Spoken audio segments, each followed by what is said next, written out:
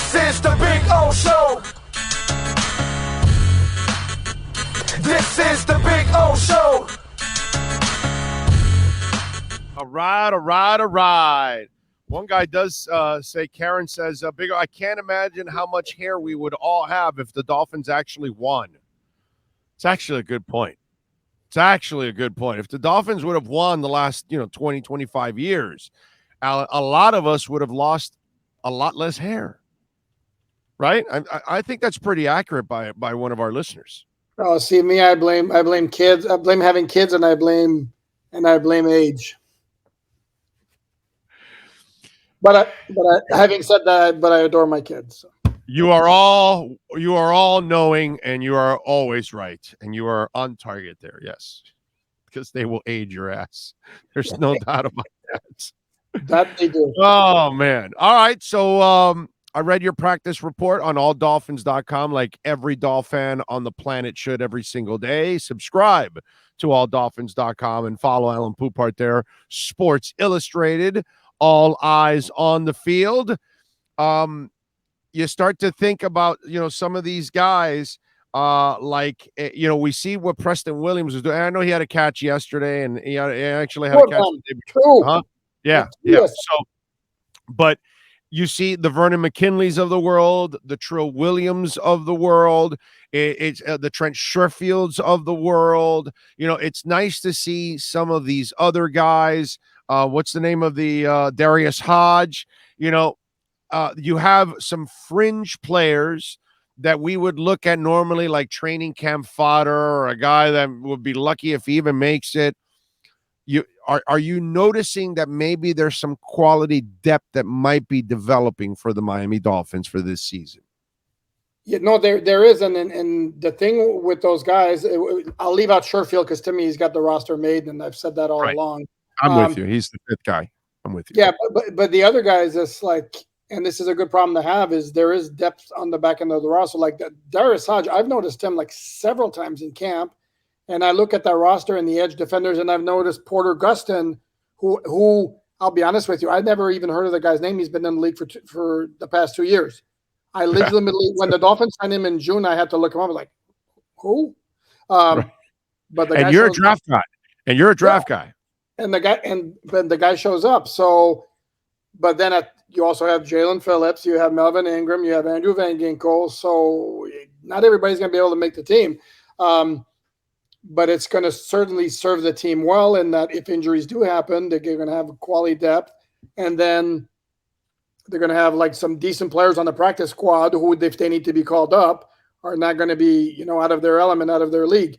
And you mentioned McKinley is interesting because you look at him move and he's not big. He's not necessarily fast, but the book on him is the dude finds the ball, and he's got 3 takeaways in the past 2 practices. And by the way, they drafted Minka. They drafted Javon Holland. Maybe this group has a knack for finding safeties. No, that play he made on his pick against Jalen Waddle yesterday was nothing short of spectacular. I mean, the fact that he had great coverage in the first place and made a great play on the ball, and then his eyes stay up. It wasn't just, he wasn't happy to just like bat the ball away. The eyes stay up, and he saw the. I mean, that was ball big skills. Time. That was big time ball skills. Absolutely. Yeah. So that's really cool. And then the other report, and I was talking about this before you got on. It's really important for Connor Williams to start stacking the successful days together because it's only human nature. I was comparing this to what you're wearing right now, a baseball hat. The mental fortitude of baseball players is simply amazing because you will fail 70% of the time, which gets you fired in every part of life, in every other job that exists on the planet. You will not be in work if you're failing 70% of the time. And for Connor, he can't have the bad snaps in any practice because the funny part about a center is, dude, you got to learn how to block and make the calls. Snapping has to, like, you're a quarterback. You got to be able to throw the ball. You're a running back. You got to be able to run. You're a coach. You got to have a brain. I mean, there are just things that have to come with the territory that cannot be questioned, and you cannot struggle with those kind of things. You know what I'm saying? You can't be Chuck Nobla and all of a sudden forget to throw to first base. Sorry, dude, it just does not work. You know what I'm saying? And so for Connor yesterday, when you reported that, it was a clean day, he doesn't get a lot of those. And to me, I've said it already since last week. This is the next week here. This is the most important week of him. He has to get it clean this week, or if not, it goes from a concern to panic mode at this point, because it'll start playing with you mentally that you just can't get it right. No, and the big point here is it's not just because we're getting closer to the regular season. Is this week they're practicing against another team. So doing the shotgun snap while you got somebody on the other side who's going to be coming at you a lot harder than Raekwon Davis or whoever it is, your teammate in practice, that increases the level of difficulty on the test. So if he has a clean week, I'm going to feel a whole lot more comfortable with the center situation than Connor and his snaps. Yeah, because I don't think you've said that so far in camp, right? He hasn't had a clean day, right? Or maybe how many clean days has he had? No, he's had a couple. It's just like before the practice yesterday, he was on a run where it was like, it was bad and bad and bad and bad. But no, he's had a couple before. But okay, all right, because I don't remember a lot of reports of clean days. It's almost like, well, there was a low snap. Every day I've been out there, he has not. Every day I've been there, he hasn't had a clean day. So maybe it's me. Got to stop going to practice and then don't go to games. Well, I'm at Sports Grill enjoying some great wings. So I have priorities during games. All right, Alan. Sorry, you work, I eat wings. Fair enough. Sean and I have to eat wings. It's just one of those things. And those wings are great. The law. And those wings are great. All right, Tua, talk to me about your favorite player and the guy that you believe will be a superstar. How has he been playing lately? He had a good practice. Lately, it's been good practice, meh practice, and then he had a good practice yesterday. Although, again, I'm going to get killed for this, and I don't care because I'm going to call it the way I see it. It wasn't anywhere near as good as some of my fellow media members were trying to portray it. And I know everybody was going nuts over that throw to Tyreek Hill over X and Javon Holland, which was a beautiful throw. It also was an incompletion. And then Teddy Bridgewater made the same throw about 15 minutes later to Tyreek Hill and kept him in bounds. So it's like I don't want to be this party pooper, not Poupart, but pooper every time something happens. But let's not throw like a Super Bowl celebration every time there's something good that happens. I think it was more about it just going deep. That's all it is, really. More than we already know he can throw deep. I'm sick of that conversation. No. Apparently, there's a lot of people. Dude, I have people still telling me that he's got a noodle arm. I mean, it's just that's just ridiculous. I mean, noodle arm was like Ken Dorsey, Ty Detmer. Noodle arm. My God, go see Josh Heupel. My God, Rick Spielman had a better arm than Josh Heupel. The guy that drafted him had a better arm than the guy he drafted. Okay, they did not have enough quarterbacks that day in camp, and Rick Spielman had to go out there in shorts and throw the ball. And we were all standing there going, Rick Spielman has a better arm than Josh Heupel. Yeah, but there's a story that came out later. By the way, am I lying about that since you were there? No, but that was what I was going to say is there was a story that came out later that he was claiming he was having some sort of shoulder issue during that training camp, which affected the arm strength. But even if you saw him play at Oklahoma, he didn't have a great arm, and you didn't have an arm, bro. The issue with Tua on the arm, I've said it all along. I'm going to say it again: is not the deep pass when he can set his feet and the guy's open because he's going to hit that. It's going to be throwing on the run. He's going to throw off his back foot, stuff like that. Okay. Outside hash throws. Outside the hashtags. Exactly. Right. But those deep passes, and the other issue too, if Tyreek Hill and Jalen Waddle are going to get open in the regular season the way they have in practice, it's going to be fun. But if that's the case, then there are two things. Either the defense is just incredibly vanilla and they're not doing anything to combat that, or then the Dolphins have problems with their pass coverage. because I mean those guys are open like crazy. Yeah. And that's not normal. It's not, you're not going to see that in the regular season. I mean, it just doesn't happen. Are you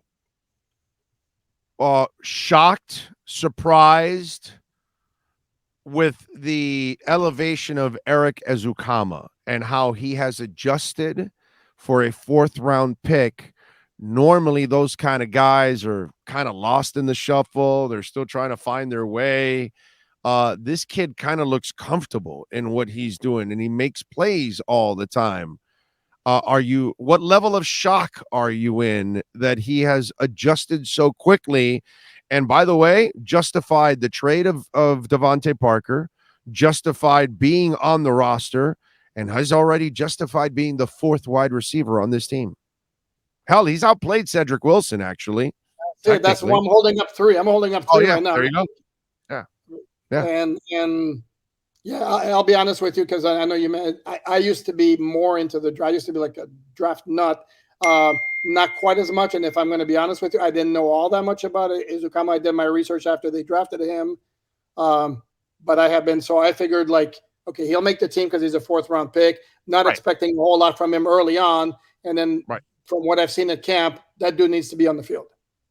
And if it means taking snaps away from Cedric Wilson, take snaps away from Cedric Wilson, because I haven't seen much, to be honest with you.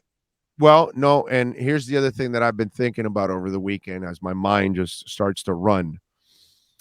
You see that Gesicki isn't getting as much run. So is it that they're not showing much? Is it more that they want the tight ends to get more situated in the run game and their blocking assignments and all, kind of like the Heat, that the first 2 weeks of practice, there's no basketball. They're just defensive drills and all that kind of shit that they've done over the years. So I'm wondering if that's what's going on with Gesicki, or in the end, as the season develops, we might see more 4 wide receiver sets with Ezukama and less with Gesicki on the field. So that's what I'm saying, that you might, on those 3rd and longs, you might give him Sed and Ez in the middle of the field, and you might have your Tyreek and your Waddle on the outside. So you have the size, decent speed. By the way, that's the other thing that Ezukama has shown me. He's a little faster than I expected for a big kid. So all of us, and Sed has nice speed too. So all of a sudden now, maybe you could also see 4 wide receiver sets that don't include the tight end. That's kind of what I'm thinking also. That's possible. If I'm going to rate your points, I'm going to rate your other point higher, the one you've made about like the tight end. I'm reaching for all of them.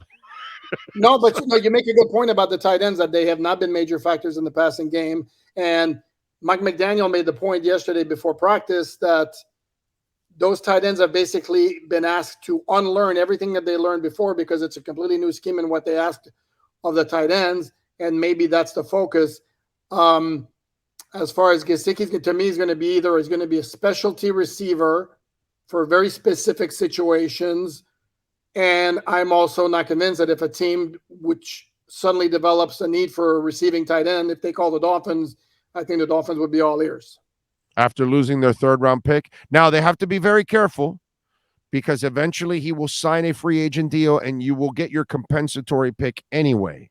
So you have to be very careful. It has to be the right trade, because either way, you've got at least a 3rd to 4th-round pick coming your way, because he will sign a big contract with a pass-happy team next year. There's no doubt in my mind. So you're going to get your compensatory pick. So it has to be some kind of a sweet. In other words, somebody's got to cross over to the 2nd-round area, because you're not going to get a 1st-rounder for Gesicki, but you've got to get at least a 2nd-rounder for him, because compensation-wise, 3rd or 4th is coming your way. Yeah, I'm not. You're not getting a 2nd-round pick for Gesicki. Well, if you get the 3rd, it's almost the same thing as, I know it's the back end of the 3rd round, so this will be somewhere earlier in the 3rd round. Well, not only that, then you clear that money off your books. True. Yes. Yes. You're right about that. I'm with you there. Okay, so let's wrap it up with this. With Ezukama making the team already, and you and I are on the same page here, that Sherfield is the 5th guy. So is it basically down to Lynn, a shit ton of people talk about Bowden, who has never done anything.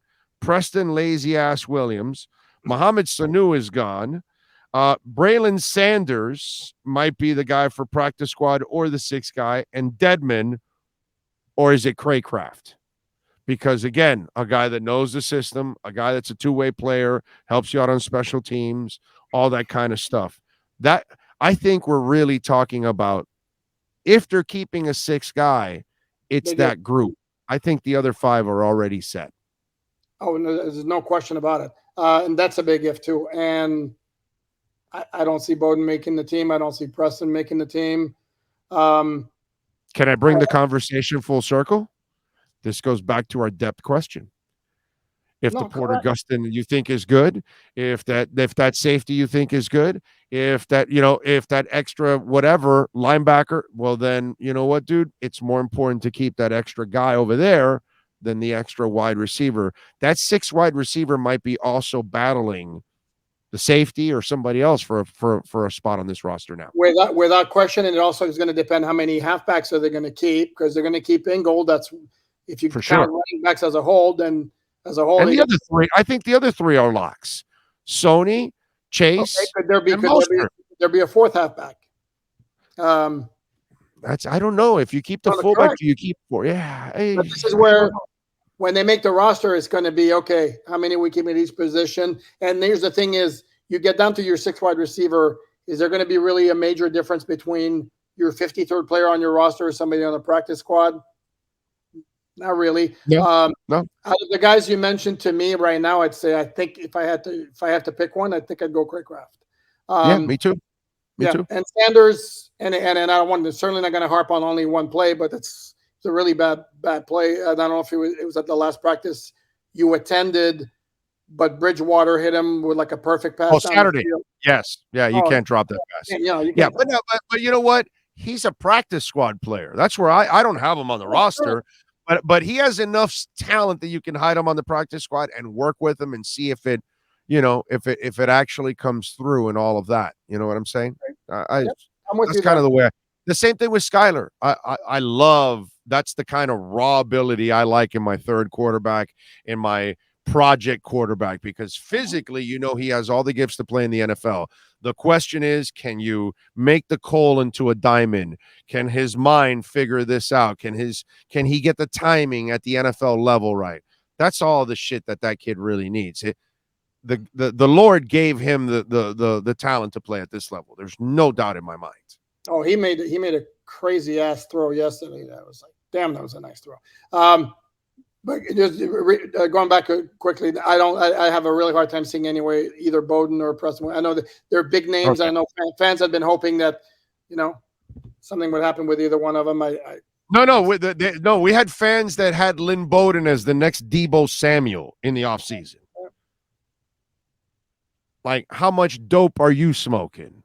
Like, where has he shown you that? The team that drafted him said, yeah, no, we're shipping him out. Come on. And he's done nothing here.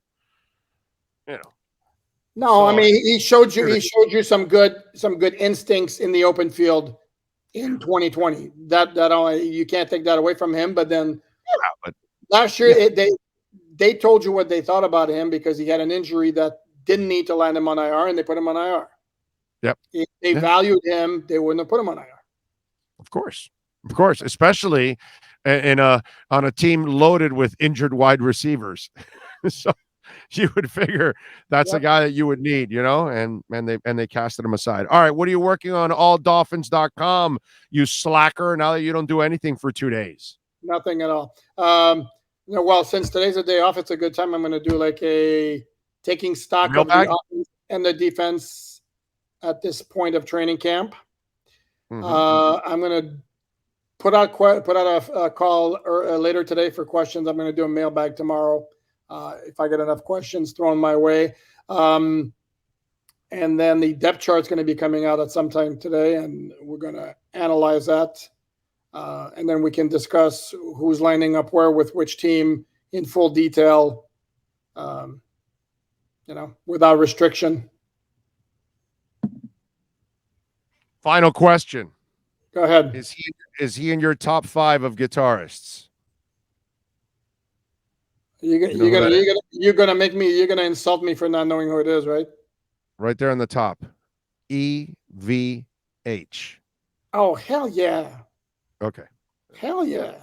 Doesn't look like him. That's why I couldn't recognize him, but hell yeah. Yeah, it's the damn plastic. It gets the but you could see his guitar, you would have known right away. No, I couldn't see, but is that even? So we had to add Eddie Van Halen to the Funko Pop collection there. Is that even a debate? I just want to make sure. I didn't know. No, it's not a debate at all, but I'm just saying, I've got Hendrix 1, he's 2, but whatever. Where's Santana in your top 5? He's probably my top 10. I don't know about top 5, but he's probably my top 10. Okay. Now, musically, he has the accomplishment. He's the Joe Gibbs of music. See, for me, Joe Gibbs has the greatest accomplishment of any head coach in the history of football, even better than 17-0, is 3 Super Bowls with 3 quarterbacks that aren't even Hall of Famers. Shows me that his system is what made what it is. Look at NASCAR, his system, and he's dominating. So for me, Gibbs was the greatest. Santana, nobody has more hits with different singers than Carlos Santana. Nobody's been able to ever even come close to what that guy does, that he can write the music and then picks the person and says, hey, yeah, I'll get a hit with you, and I'll get a hit with you, and I'll get a hit. He's Oprah, and we'll do a hit with you, and we'll do a hit with you, and we'll do a hit with you. You get a hit. You get a hit. Yeah, that's where his greatness is second to none. Nobody's like him. But he can play the guitar too, though. Oh, my God. One of the most distinctive guitars sounds ever. Yeah. Yeah, I don't know. I'd have to think about it. Maybe top 5, maybe, but definitely my top 10. There's no doubt about it. I don't know. Who's in your top 5 since you have Santana in there? Oh, Jimmy Page.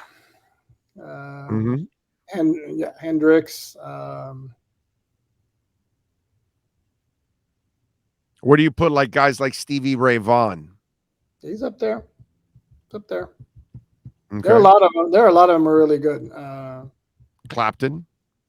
I like Brian May. Oh, Brian May. That's another one that he's a guy that doesn't get mentioned enough in the top 5 or top 10. He's the kind of guy that kind of gets overlooked a lot of times. And music. He does, because Freddie Mercury was so, right, because he's the best ever. Voice, right, because that voice is just the greatest ever. No doubt about it. All right, there you go. Follow him for a little rock and roll and lots of Dolphin football at Poupart NFL. And, of course, every Dolphin fan on the planet must bookmark alldolphins.com. Alain, as always, you're a stud. We will catch up later on in the week, my friend. Enjoy Tampa. Quick note. Yes, I will be in Tampa, so we may have to adjust the schedule because the practice will be going on there, but I will be right there. You got it. All right. Be safe for your travels, my friend. Enjoy Burn Steakhouse. Okay. There you go. Alain Poupart, baby. And they're hiring at Sports Grill. We got the new location in Doral. So make sure you find out if you need a job. Doral, Miami Lakes, Bird Road. They're hiring. Reach out to them. Sports Grill.